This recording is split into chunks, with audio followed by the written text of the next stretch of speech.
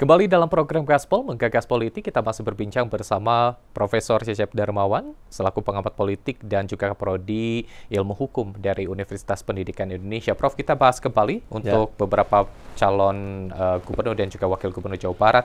Untuk pasangan calon nomor urut ketiga, yaitu pasangan Ahmad Saiku dan juga Ilham Habibie, ini paling menarik karena di dalamnya satu-satunya yang ada teknokrat seperti itu. Nah, bagaimana juga ini pengembangan teknologi ini juga menjadi masuk ke dalam program untuk diajukan kepada masyarakat. Ini seperti apa, Prof, melihatnya? Ya, saya kira ini juga satu tawaran menarik ya.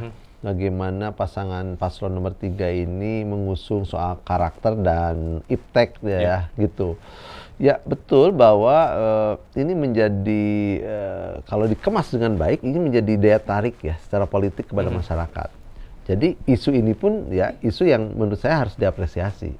Nah, tinggal bagaimana ya pasangan Pak Saiku dengan Ilham Habibie ini ya mengemas sedemikian rupa sehingga masyarakat itu satu penasaran, ya kedua menjadi pilihan misalnya ya program-programnya.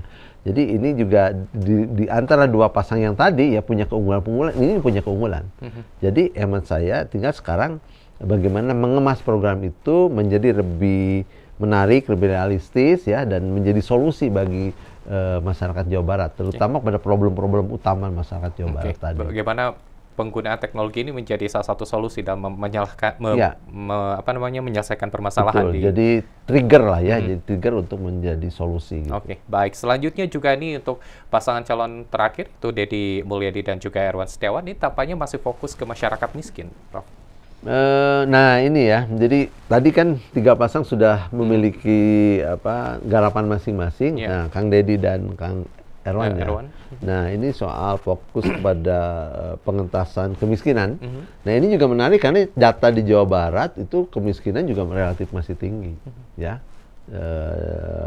Hitungan BPS itu ya relatif cukup tinggi tuh Jawa Barat ya, harus ditangani dengan baik. Jadi selama 5 tahun Kang Deddy, Kang Herwan tuh jadi PR nih kalau nanti misalnya masyarakat memilihnya, ini harus jadi PR serius gitu. Sehingga program penang kemiskinan masih relatif signifikan ya untuk dikemukakan di dalam kampanye-kampanyenya. Cuma sekarang catatan saya bagaimana Kang Deddy ini ya dengan grand strategi apa sih yang ditawarkan untuk mengatasi kemiskinan. Tadi kan saya udah utarakan ya problem Jawa Barat dari sisi ekonomi seperti apa gitu. Nah, dibidik dengan pengentasan kemiskinan. Jadi ini juga silakan aja Kang Deddy dengan Kang Herwan ya membuat program yang menjadi daya tawar bagi masyarakat. Itu bagus. Baik.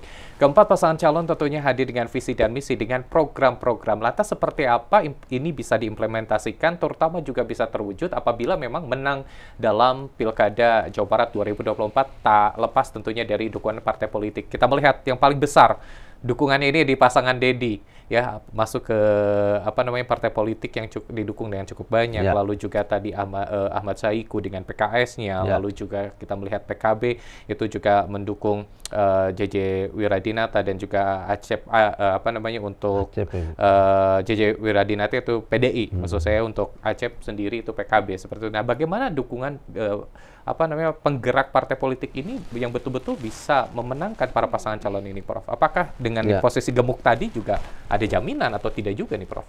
Jadi gini, banyak pengalaman bahwa dukungan partai itu masih sifatnya potensial.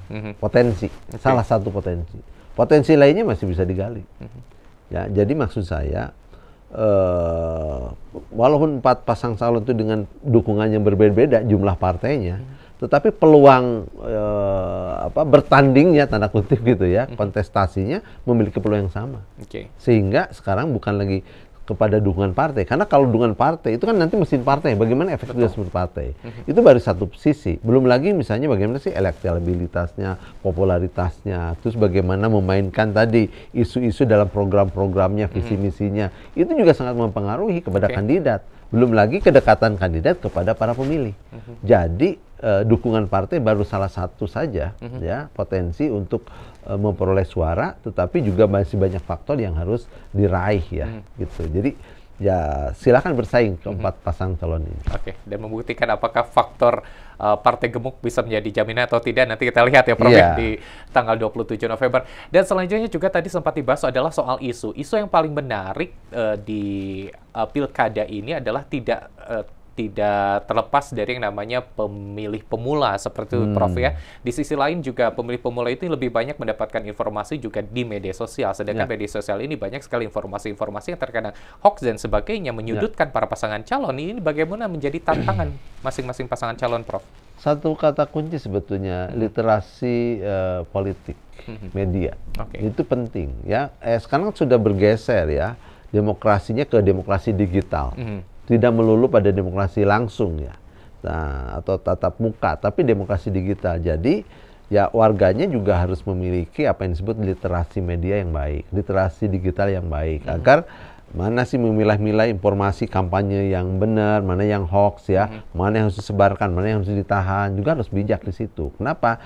Karena inilah saatnya, apalagi pemilih pemula gitu ya, inilah saatnya menunjukkan bahwa pesta demokrasi Pilgub di Jawa Barat itu adalah ya demokrasi yang literat, yang melek, yang punya kesadaran politik yang tinggi, yang baik, termasuk juga partisipasi publiknya, nanti partisipasi politiknya ya di dalam Pilgub ini mudah-mudahan ya menjadi dukungan masif gitu di Jawa Barat dan menghasilkan siapapun yang terpilih pemimpin yang diharapkan oleh masyarakat Jawa Barat. Oke, ini menjadi salah satu peluang bagaimana juga memberikan literasi kepada pemilih pemula ini ya Prof ya di pilkada ini. Baik, mungkin terakhir Prof dari kacamata Prof sendiri ini dari keempat pasangan calon, mana yang bisa mungkin diunggulkan dari kacamata Prof? Dari programnya kah, dari dukungan partai politiknya, atau seperti apa nih Prof? Ya tentu tiap pasang calon ini punya kelebihan dan kekurangan. Dari sisi dukungan partai politik tentu pasangan Pak Deddy ya, dukungan partai politiknya besar. Tapi dari sisi isu sebetulnya empat-empatnya juga menarik. Ya, empat-empatnya juga menarik. Misalnya bagaimana soal kartu-kartu tadi ya, Pak JJ ya, Pak JJ itu juga masih menarik ya. Beberapa daerah masih butuh seperti itu. Kemudian soal infrastruktur ya, juga hampir semua juga bicara soal infrastruktur, juga menarik. Atau pasangan Pak Saihu ya dengan Iptek ya, itu sama-sama menarik. Kemudian pasangan Pak Acep ya, nah, Pak Acep juga dengan program yang bisa diraih gitu, program-program yang mendekatkan dia dengan masyarakat itu juga luar biasa ya. Jadi hemat saya sekaranglah saatnya masyarakat saya tentukan mana yang paling menjadi ikon untuk Jawa Barat, menangani persoalan Jawa Barat. Sekaranglah ada 4 pasang calon. Silahkan ya menjadi pemilih-pemilih yang rasional. Jadi rasional choice itu kedepankan. Dan saya yakin masyarakat Jawa Barat, masyarakat literat ya tidak perlu diarahkan kemana-mana. Saya yakin mereka sudah punya pilihan masing-masing. Baik, pengamat politik dan juga Kaprodi Ilmu Hukum UPI, Bapak Profesor Cecep Darmawan. Terima kasih Prof atas waktunya. Sehat selalu. Nanti kita mungkin berbincang lebih lanjut di waktu mendatang ya Prof ya. Terima kasih. Dan pemirsa, itu dia perbincangan kita bersama Profesor Cecep Darmawan, pengamat politik dan juga Kaprodi Ilmu Hukum Universitas Pendidikan Indonesia. Dan jangan lupa tentunya Anda hadir di hari Rabu tanggal 27 November 2024 untuk memilih calon gubernur dan calon wakil gubernur, calon bupati dan wakil bupati, serta calon wali kota dan juga calon wakil wali kota dalam Pilkada serentak 2024. Dan pastikan lanjutkan pemilu damai di tahun ini. Mewakili kru yang bertugas, saya Irfan Budiawan mengucapkan terima kasih atas perhatian Anda. Anda pun bisa menyimak seluruh perbincangan kami melalui YouTube channel kami di iNews TV Bandung. Selamat malam, selamat beristirahat, dan sampai jumpa. Maka Prof di